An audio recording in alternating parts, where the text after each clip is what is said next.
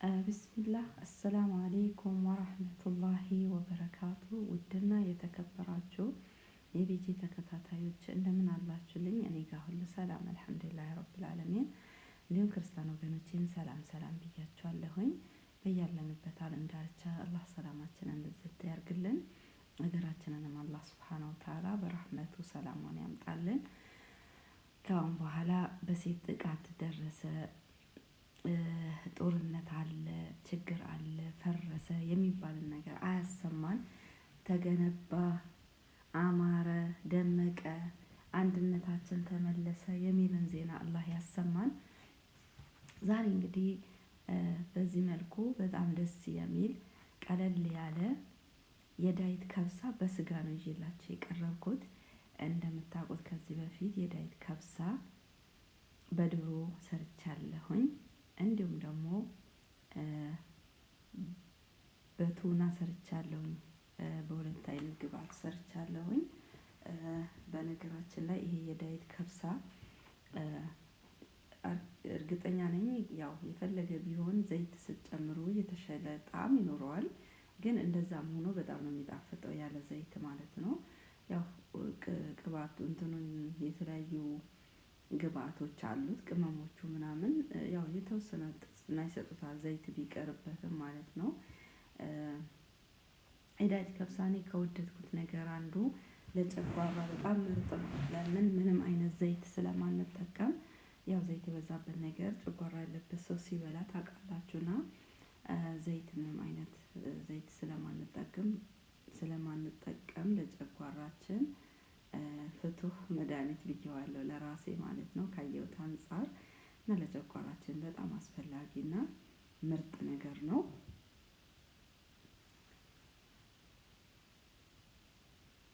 እና እዚህ ጋር እንደምታዩት ሽንኩርቴን ጥጃለሁኝ።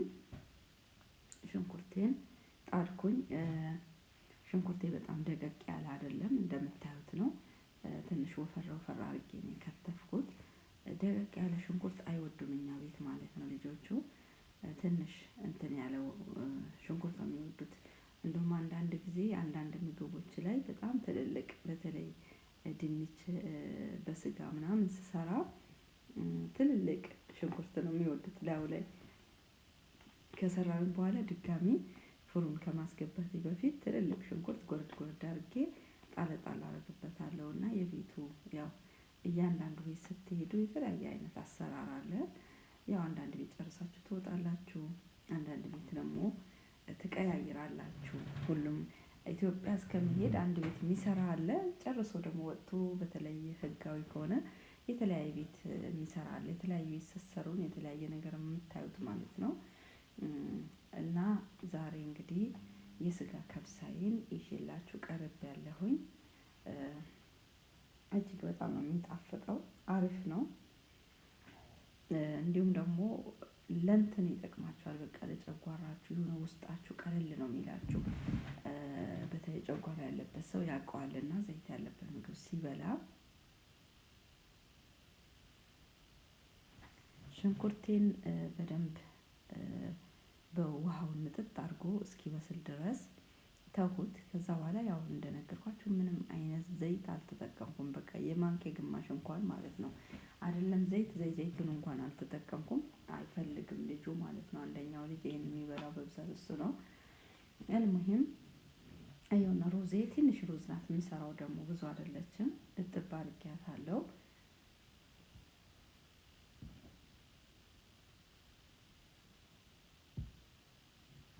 እጥብ አድርጌያለሁ።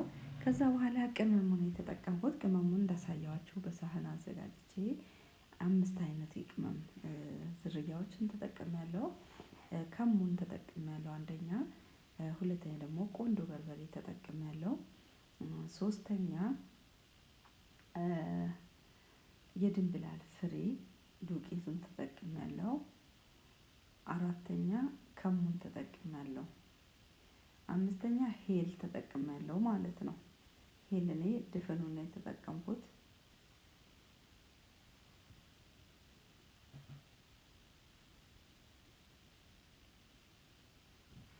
ከዛ በኋላ እንደዚህ አንድ ላይ በደንብ አድርጌ ከቅመሙ ጋር እያዋሃድኩት ነው። በስጋው መረቅ ነው። ምንም አይነት እንትን አልተጠቀምኩም። ከዛ አንድ ማንኪያ ነጭ ሽንኩርት ተፈጭቶ የተዘጋጀ ነው የተጠቀምኩት የጨመርኩበት። ከዛ በኋላ አንድ ማጂ ተጨምሬያለሁኝ። ያው ብዙም ጨው አንጠቀምም። ጨው በራሱ ለጤንነት ጎጂ ነው ሲበዛ ማለት ነው። ያው በልኩ ነው መሆን ያለበት።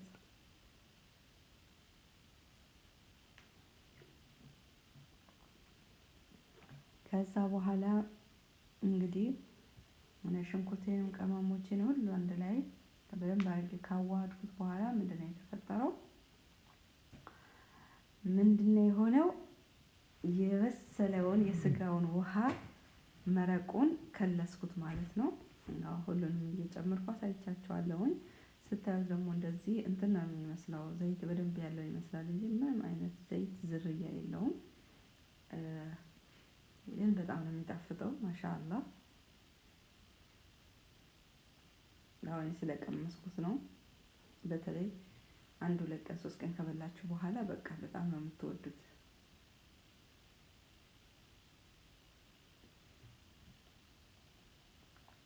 በዚህ መልኩ እየተንተከተከልኝ ነው። ሩዜንም አጠብኩኝ። በጣም ትንሽ ሩዝ ነው የምሰራው።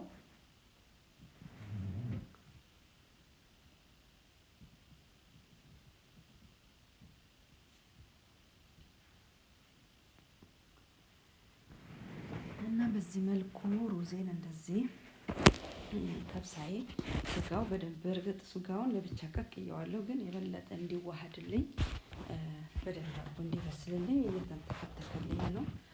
ቢያንስ ለ5 ደቂቃ ለ10 ደቂቃ ሩዙንም እስከማጥብ እንደዚህ በዚህ መልኩ ነው እንዲበስል ማደርገው ማለት ነው።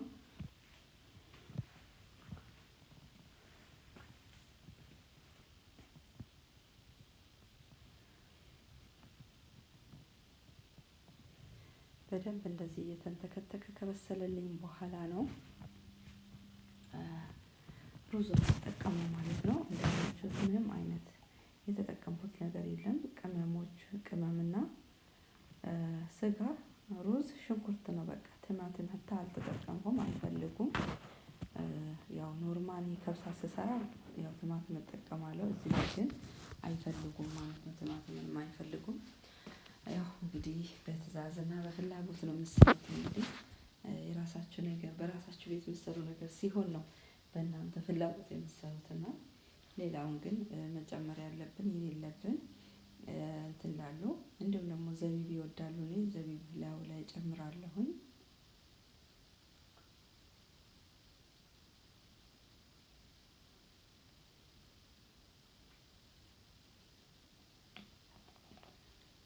እና በዚህ መልኩ እንደዚህ እንደምታዩት እየበሰለልኝ ነው። ማሻአላህ ተባረክ ረህማን።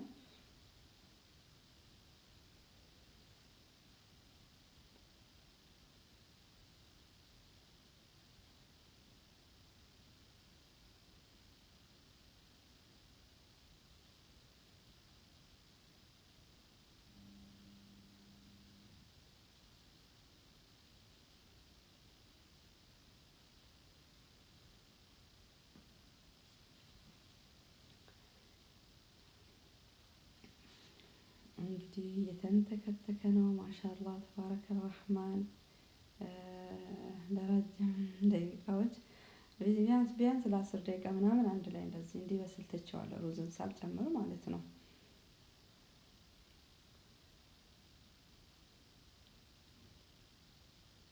እና ማሻአላህ ተባረከ ረህማን በጣም ደስ የሚል አሪፍ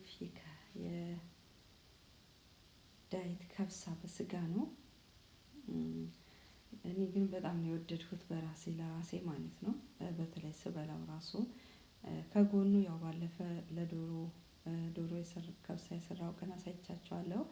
ቲማቲም እንዲሁም ደግሞ ትንሽ ድንብላል ፍሬ ዱቄቱ፣ እንዲሁም ደግሞ እንትኑን ትጠቀማላችሁ